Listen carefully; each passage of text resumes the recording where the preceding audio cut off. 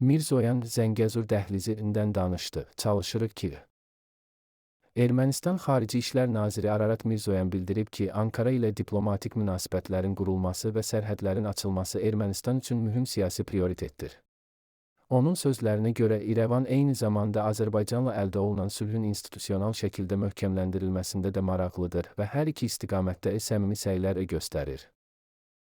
Referans AZ-ın məlumatına görə Mirzoyan vurğulayıb ki, Türkiyə ilə normallaşma prosesi Azərbaycanla sülh danışıqlarından asılı deyil, lakin bu iki xətt arasında müsbət qarşılıqlı təsirin mümkün olduğunu istisna etməyib. Əgər bu iki proses arasında səbəb-nəticə əlaqəsi axtarsaq, tam əminliklə deyə bilərik ki, Türkiyə ilə münasibətlərin tam tənzimlənməsi Ermənistan-Azərbaycan normallaşmasına mənfi deyil, əksinə müsbət təsir göstərə bilər. Nazir həmçinin Vaşinqtonda 8 avqust tarixində keçirilən sülh sammitində kommunikasiyaların açılması ilə bağlı əsas prinsiplərin razılaşdırıldığını xatırladıb. Bu prinsiplər arasında ərazi bütövlüyü, sərhədlərin toxunulmazlığı, suverenlik, yurisdiksiya və qarşılıqlıq dayanır. Onun sözlərinə görə həmin çərçivədə nəzərdə tutulan TRIP marşrutu Zəngəzur dəhlizi Azərbaycanı Naxçıvanla birləşdirəcək, Ermənistanın digər ölkələrlə əlaqələrini genişləndirəcək, bölgəni daha geniş coğrafiyalarla bağlayacaq. Mirzoyan qeyd edib ki, Ermənistan Zəngəzur dəhlizi layihəsinin tezliklə reallaşması üçün fəal şəkildə çalışır. Musavat.com Sülh planının təfərrüatı Rusiya bu əraziləri geri qaytarır. Rusiya və ABŞ tərəfindən təklif olunan sülh sazişinin yeni versiyası çərçivəsində Zaporojye və Xerson istiqamətindəki cəbhə xətti dondurulacaq, lakin bəzi ərazilər Rusiya tərəfindən Ukraynaya qaytarılacaq. Bununla yanaşı, ABŞ Krım və Donbası rəsmi şəkildə Rusiyanın bir hissəsi kimi tanıyacaq. Axar AZ xəbər verir ki, bu barədə Axios məlumatlı Amerikalı rəsmiyə istinadən yazıb. Məlumata görə Kiyevdən Donbasın qalan hissəsindən imtina etməyi tələb edərkən, Ağ Ev belə düşünür ki, müharibə davam edərsə, Ukrayna onsuz da bu ərazini itirəcək. Ona görə də Ukraynanın maraqlarına uyğun olan hazırda razılaşmaya nail olmaqdır.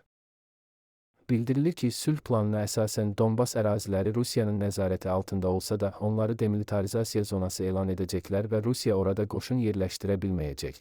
Putinin Rusiya konstitusiyasına daxil etdiyi Xerson və Zaporojye vilayətlərinə gəldikdə isə oradakı nəzarət xəttləri dondurulacaq.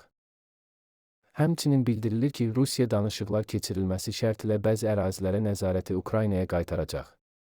Lakin məsələnin konkret hansı ərazilərdən getdiyi dəqiqləşdirilməyib. Qeyd olunur ki, Rusiya hazırda Dnepropetrovsk, Xarkov və Sum vilayətlərinin bəzi hissələrinə nəzarət edir və Kreml bu ərazilərə rəsmi olaraq iddia irəli sürməyib. Plana əsasən ABŞ və digər ölkələr Krım və Donbası Rusiyanın suveren ərazisi kimi tanıyacaqlar, lakin Ukraynadan bunu tələb etməyəcəklər. Türkiyə ilə sülh Ermənistan üçün vacibdir. Mirzoyan Türkiyə ilə diplomatik münasibətlərin qurulması və sərhədlərin açılması Ermənistan üçün həqiqətən vacibdir.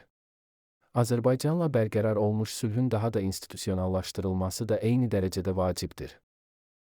Axar AZ xəbər verir ki, bunu Ermənistanın Xarici İşlər Naziri Ararat Mirzoyan deyib.